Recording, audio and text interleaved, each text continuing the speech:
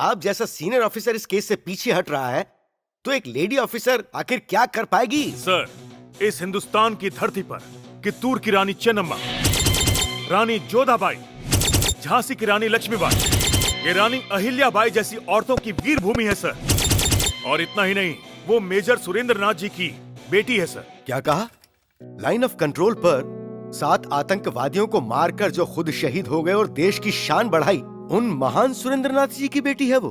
जी हाँ sir, Jhansi IPS. चाहे white collar criminal हो, चाहे खादी वाला क्रिमिनल हो, चाहे अंडरवर्ल्ड क्रिमिनल क्यों ना हो, पीछा करके शिकार करती है उसका। शेरनी है, शेरनी है वो sir.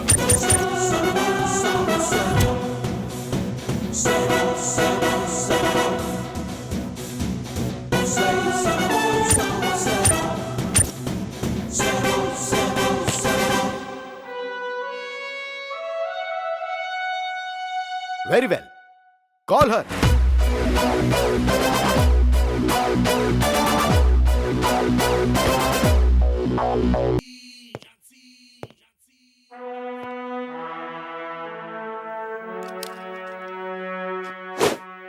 This is Jhansi IPS, sir. एक मेजर की बेटी को जैसा होना चाहिए बिल्कुल वैसी ही हो तुम। Thank you, sir. Please take your seat. ये बहुत ही क्रिटिकल केस है। देखो तुम इसे हैंडल कर सकती हो या नहीं। Okay.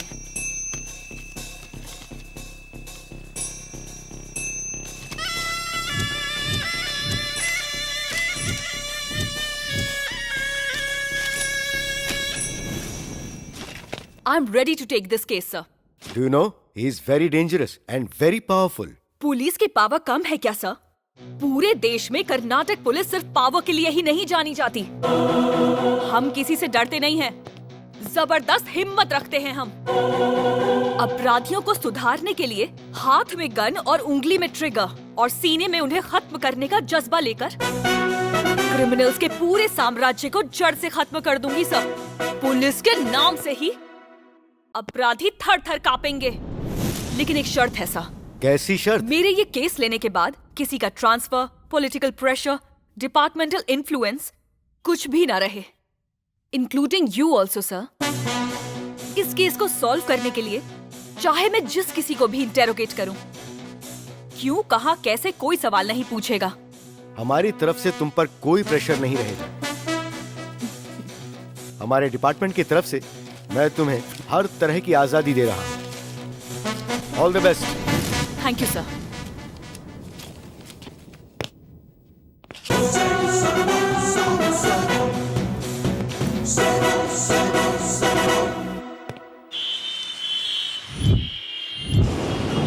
ये क्या झांसी, तुझे जिम्मेदारी का थोड़ा भी एहसास है? तुझे क्या कहूँ कुछ समझ नहीं आता। मेरा ही नसीब खराब है।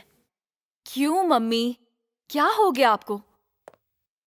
नहीं बेटा, देखो, जब शादी करने के लिए कहा तो तुमने कहा एजुकेशन कंप्लीट करने दो, ठीक है। उसके बाद कहा तो बोली आईपीएस बनूंगी। अब तो पुलिस ऑफिसर बनकर अच्छा नाम भी कमा लिया है।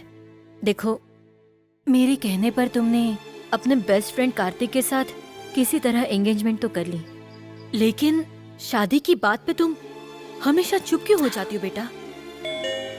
हाँ? पता नहीं कौन आया होगा।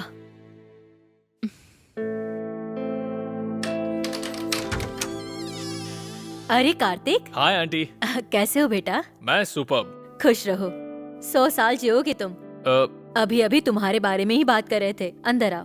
हाय। हे, क्या हुआ? अरे, तुम इतनी उदास क्यों लग रही हो?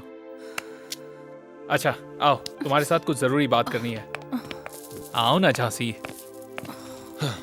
What's wrong with you? Jhansi, हमारी शादी होने वाली है। पता है मैं कितना खुश हूं?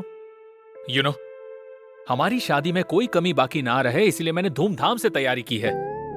एक इम्पोर्टेंट केस को हैंडल करने के लिए डिपार्टमेंट ने मुझ पे भरोसा करके उस केस को मुझे सौंपा है। मैंने भी हाँ कर दी। सच कहूं तो शादी पोस्टपोन करते हुए मुझे बहुत बुरा लग रहा है। सॉरी। अरे पगली, मुझे तो ये सब देखकर बहुत खुशी हो रही है। हाँ? आज पब, क्लब, बार, थिएटर, पार्क में घूमने वाली जनरेशन के बीच में तुम अपनी ड्यूटी के लिए पर्सनल लाइफ को, अपनी शादी को पोस्टपोन करने वाली पहली लड़की को देखकर कितनी खुशी होती है पता है? अरे मैं तो बहुत किस्मत वाला हूं कि तुम मेरी पत्नी बनोगी। मुझे तुम पर गर्व है। Love you. Kartik, Kartik coffee. माँ बुला रही है, चलो चलते हैं। हाँ, हाँ आंटी। कॉफी पी लो बेटा। अरे इसकी क्या जरूरत थी? तो आंटी और क्या खबर? मेरी बेटी ने आखिर तुम्हें मना ही लिया। आंटी एक बात बताऊं आपको, मुझे शादी से ज्यादा झांसी देश में अपना नाम रोशन करे ये मेरी इच्छा है। आंटी शादी आज नहीं तो कल हो जाएगी, पर सरकार ने और पुलिस डिपार्टमेंट ने इस पर भरोसा करके जो एक जिम्मेदारी सौंपी है, that's great of you. Aunty इसके लिए 3 महीने तो क्या, मैं 3 जन्म भी इंतजार करूंगा। तो कैसा लगा मेरा वुड बी? अब तो मानेंगी ना? देखो बेटा, बच्चों की तरक्की से जैसे हर माँ बाप को खुशी मिलती है, वैसे ही मैं भी खुश हूँ। अब और क्या बचा है? माँ भी मान गई। तुम आराम से जाकर अपनी ड्यूटी पूरी करना। अपना ख्याल रखना बेटा। Bye, happy thank journey. You so much. Take care. Bye Bye, bye bye. Mom.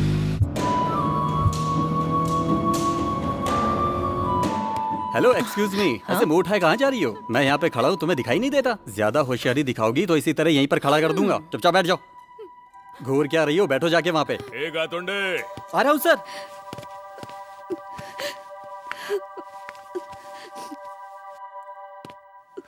Sir ने आपको बुलाया है, जाइए। तुम समझ गए ना? Hello, excuse me. 4 leg piece डालना। Hello, excuse me. बात करो ना। हाँ हाँ, ओके ओके, चल जल्दी भेज। यस, बताइए क्या चाहिए आपको? Jhansi IPS from crime branch. Sorry madam. जय हिंद मैडम, बैठिए ना, ये आप ही की सीट है, बैठिए ना।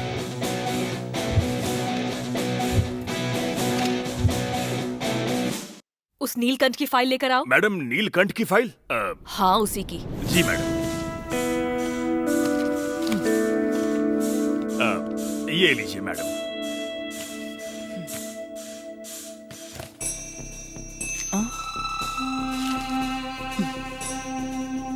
एफआईआर किसने दर्ज की? जी मैंने। तुम पुलिस सर्विस में कितने साल से हो? जी लगभग 20 साल से हूँ। हाँ, ये सब ब्लैंक है। मैडम, वो क्या है कि नीलकंठ जी के बारे में कोई शिकायत आएगी तभी तो लिखेंगे। वो नीलकंठ जी जो कहते हैं वही लिखते हैं। अगर वो नीलकंठ कभी सामने पड़ जाए तो हमारी हालत खराब हो जाती है। उससे हर कोई डरता है मैडम। लॉ एंड ऑर्डर हर जगह प्रशासन के हाथ में होता है, लेकिन इस शहर में उस नीलकंठ के हाथ में है मैडम। जो भी उस नीलकंठ को अरेस्ट करने जाता है, या तो उसका ट्रांसफर, या फिर उसका मर्डर, या फिर वो मिसिंग हो जाता है। वो पॉलिटिकली बहुत स्ट्रांग है मैडम। वो इंसान के रूप में शैतान है, शैतान। अपराधियों को, भ्रष्ट नेताओं को सल्यूट मारकर सर उठाने दिया तो जीवन भर हम लोगों को सर झुकाना पड़ेगा। हम पुलिस हैं, सर उठाकर चलना होगा। लोगों को सही न्याय मिले, यही हमारा लक्ष्य है। Sir coffee. तुमको दिखता नहीं है? मैडम आई, उनको कॉफी दो। लीजिए मैडम।